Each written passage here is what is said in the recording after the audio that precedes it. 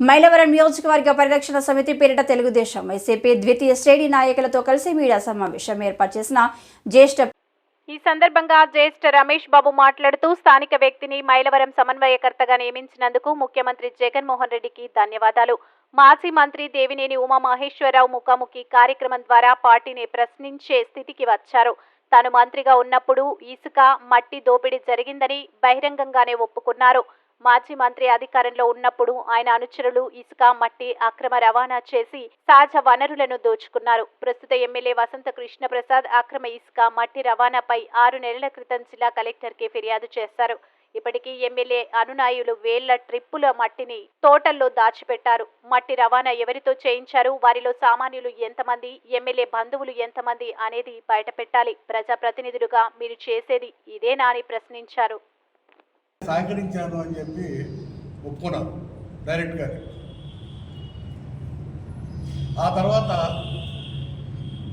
మరి వీళ్ళిద్దరికీ వాటాల దగ్గర ఎక్కడ తేడా వచ్చిందో మనకు తెలియదు. కానీ ఆ తర్వాత మన మైలవరంలో పార్టీ వారు ఇద్దరు పోటీ చేసుకుంటాం.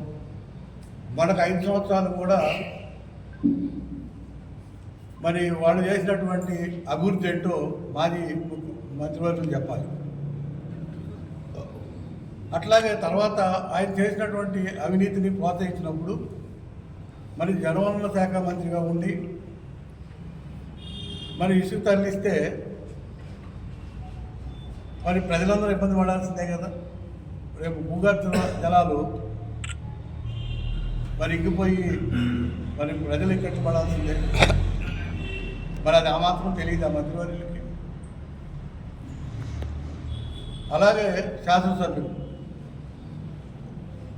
నేను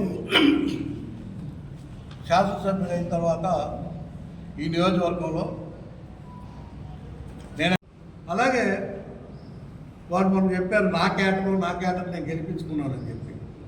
నీ కేటరా పార్టీ కేటరా? అది మన మీటింగ్లో ఎమ్మెల్యే గారు చెప్తున్నారు. పార్టీ కేటరా ఆయన కేటరా? పార్టీ లేకుండా గెలవగలరా, గెలిపించగలవా? రేపు మీరు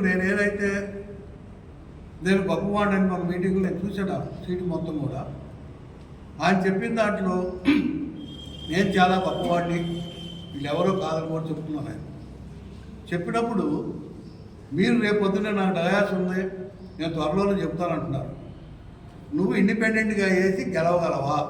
నువ్వు తోపు అయితే. ఇవన్నీ చూసిన తర్వాత నాకు ఒకటి అనిపించింది.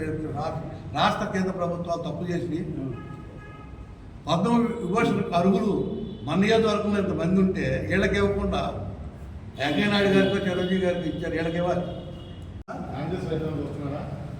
నేను కాంగ్రెస్, నాకు ఆలోచనలకు కష్టం లేదు. నా ఆలోచనలో ఒకటే, స్థానిక నాయకత్వాలు రావాలి. స్థానిక నాయకత్వాలు గ్రామ స్థాయి నుంచి, మండల స్థాయి నుంచి ఇక్కడ నాయకులు పెరగాలి.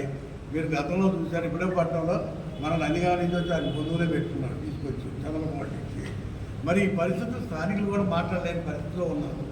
అందుకే నేను ఏదో ఒకటి ఏంటంటే, నాకు పదవి కంటే ప్రజలను అవేర్నెస్ తీసుకురావాలి.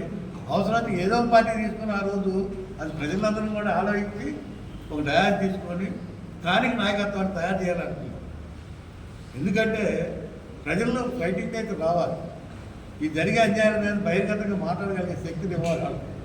వాళ్ళు ఎందుకు తడుస్తున్నారో నాకు అర్థం కావట్లేదు. ఓటేసి మనం డబ్బించుకోవడానికి ఈ రోజున మనం భయపడే పరిస్థితికి వచ్చాం. ఆ పరిస్థితి నుంచి పోవాలి, ప్రజల్లో కూడా చైతన్యం రావాలనేదే నా కోరిక. దానికోసం నేను నిర్ణయం తీసుకుంటాను. త్వరలోనే నేను నా శాసన జీవితం, నా నియోజకవర్గ ప్రజా అభివృద్ధి కోసం నేను అభివృద్ధి కాన్సెప్ట్గా గతంలో నేను అభివృద్ధి చేశాను. దాని మీద కూడా మాట్లాడదామంటే నేను శాసనసభ్యులు కానీ మాజీ మంత్రివర్యులు కానీ నేను ఛాలెంజ్ చేస్తున్నా. మీకు దమ్ము ధైర్యం ఉంటే ఆ రోజు నేను 5 సంవత్సరాలు చేసినటువంటి పాలన కానీ ఆ రోజు చేసినటువంటి అభివృద్ధి నేను చెప్తా. ఈ 5 సంవత్సరాలు మీరు మంత్రిగా ఉండి చేసిన అభివృద్ధిని చెప్పండి ఈ నియోజకవర్గంలో. అట్లానే శాసనసభ్యులు కూడా అడుగుతా ఉన్నాం, ఈ నియోజకవర్గంలో ఏం చేశారో బహిరంగంగా ముందు కలిసి డిబేట్ పెడతాం. పత్రిక ముందు